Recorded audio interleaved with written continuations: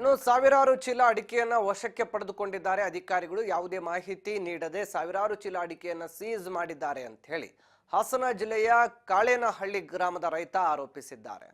ಸರಕು ಮತ್ತು ಸೇವಾ ತೆರಿಗೆ ಇಲಾಖೆಯ ಮುಂದೆ ರೈತ ತನ್ನ ಆಕ್ರೋಶವನ್ನ ತೋಡಿಕೊಂಡಿದ್ದಾರೆ.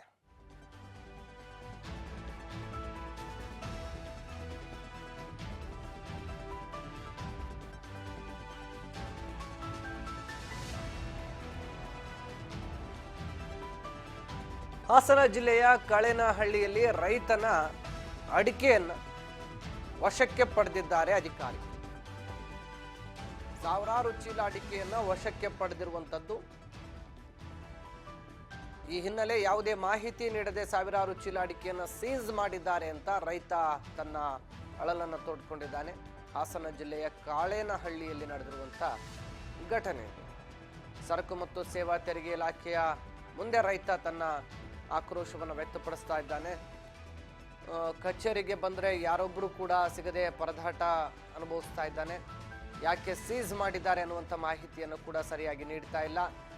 ಸೊ ರೈತ ಈ ರೀತಿ ತನ್ನ ಒಂದು ಬೇಸರವನ್ನು ಹೊರ ಹಾಕಿದ್ದಾನೆ ತನ್ನ ಅಡಿಕೆ ಬೆಳೆಯನ್ನು ಸೀಸ್ ಮಾಡಿದ ವಿಚಾರಕ್ಕೆ ಸಂಬಂಧಪಟ್ಟಂತೆ.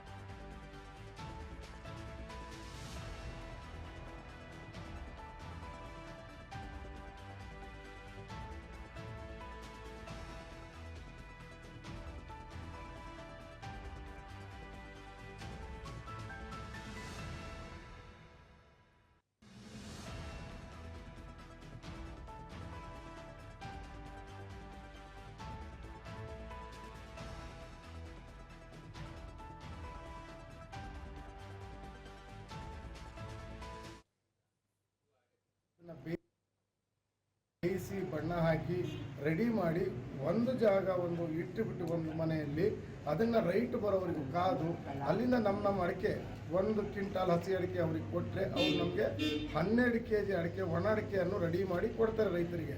ಅದನ್ನು ನಾವು ಮಾರ್ಕೆಟಿಗೆ ಬಿಟ್ಟು ಕ್ಯಾಂಪ್ನಲ್ಲಿ ಆಗ್ಬೋದು, ಶಿವಮೊಗ್ಗದಲ್ಲಿ ಆಗ್ಬೋದು, ಅದು ನಾವು ಹಣವನ್ನು ಪಡ್ಕೋತೀವಿ ನಾವು ರೈತರುಗಳು. ಅದನ್ನು ಒಂದು ಜಾಗ ಇಡದೆ ತಪ್ಪು, ನೀವೆಲ್ಲ ಸೇರಿ ಒಂದು ಜಾಗ ಕೂಡಿಸಿ ಬೇಯಿಸೋದೇ ತಪ್ಪು ಅಂತ ಹೇಳಿದ್ರೆ ಅದು ಅರ್ಥ ಇದೆಯಾ ರೈತರಿಗೆ? ಅರ್ಕಲ್ಗೂಡು ತಾಲೂಕು, ಹುಣಸೂರು ತಾಲೂಕಿನವ್ರದ್ದು ಎಲ್ಲ ಅಡಿಕೆ ಸುಮಾರು ಒಂದು 200 ಜನದ ಅಡಿಕೆ ಇದೆ ಸರ್. 200 ಜನ ರೈತರು 10 ಮೂಟೆಯಿಂದ ಹಿಡಿದು 200-300 ಕ್ವಿಂಟಾಲ್ ಬೆಳೆಯುವಂಥ ರೈತರು ನಾವು ಕೂಡಿ ಅಲ್ಲಿ ಸುಲಿಸಿ ಬೇಯಿಸಿ ಬಣ್ಣ ಕಟ್ಟಿ ರೆಡಿ ಮಾಡಿ ರೈಟ್ ಬಂದಾಗ ಮಾರ್ತಿದ್ದೀವಿ.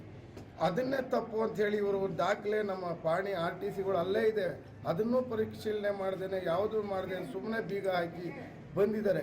ಆಯಿತು, ನಾವು ದಾಖಲೆಗಳನ್ನೆಲ್ಲ ತೆಗೆದು ನಾವೆಲ್ಲ ರೈತರು ಕೂಡಿ ಇವತ್ತು ಬಂದು ಬೆಳಿಗ್ಗೆ 11 ಗಂಟೆಯಿಂದ ನಾವು ಅವ್ರನ್ನ ಕಾಯ್ತಾ ಇದ್ದೀವಿ.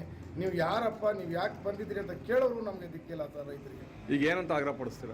ನಮಗೆ ನಮ್ಮ ಅಡಿಕೆ ಒಂದು ಏನು ಕೈಗಾರಿಕಾ ಒಂದು ಕೆಲಸದವರು ಸಿಕ್ಕದೇನೆ ಇರೋದ್ರಿಂದ ಒಂದು ಜಾಗ ಕೂಡಿ 10 ಚೀಲದಿಂದ 100, 200, 300 ಚೀಲ ಬೆಳೆಯುವಂಥ ರೈತರು ನಾವು ಒಂದು ಜಾಗ ಅದನ್ನು ಸುಲಿಸಿ ಅದನ್ನು ಬೇಯಿಸಿ ಬಣ್ಣ ಹಾಕಿ ರೆಡಿ ಮಾಡಿ ಒಂದು ಜಾಗ ಒಂದು ಇಟ್ಟುಬಿಟ್ಟು ಒಂದು ಮನೆಯಲ್ಲಿ ಅದನ್ನು ರೈಟ್ ಬರೋವರೆಗೂ ಕಾದು ಅಲ್ಲಿಂದ ನಮ್ಮ ಅಡಿಕೆ 1 ಕ್ವಿಂಟಾಲ್ ಹಸಿ ಅಡಿಕೆ ಅವ್ರಿಗೆ ಕೊಟ್ಟರೆ ಅವ್ರು ನಮಗೆ 12 kg ಅಡಿಕೆ ಒಣ ಅಡಿಕೆಯನ್ನು ರೆಡಿ ಮಾಡಿ ಕೊಡ್ತಾರೆ ರೈತರಿಗೆ.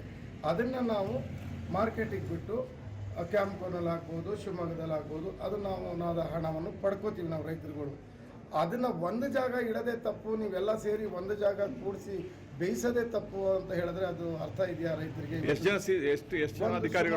ಅರ್ಕಲ್ಗೂಡು ತಾಲೂಕು, ಹುಣಸೂರು ತಾಲೂಕಿನವ್ರದ್ದು ಎಲ್ಲ ಅಡಿಕೆ ಸುಮಾರು ಒಂದು 200 ಜನದ ಅಡಿಕೆ ಇದೆ ಸರ್. 200 ಜನ ರೈತರು 10 ಮೂಟೆಯಿಂದ ಹಿಡಿದು 200-300 ಕ್ವಿಂಟಾಲ್ ಬೆಳೆಯುವಂಥ ರೈತರು ನಾವು ಕೂಡಿ ಅಲ್ಲಿ ಸುಲಿಸಿ ಬೇಯಿಸಿ ಬಣ್ಣ ಕಟ್ಟಿ ರೆಡಿ ಮಾಡಿ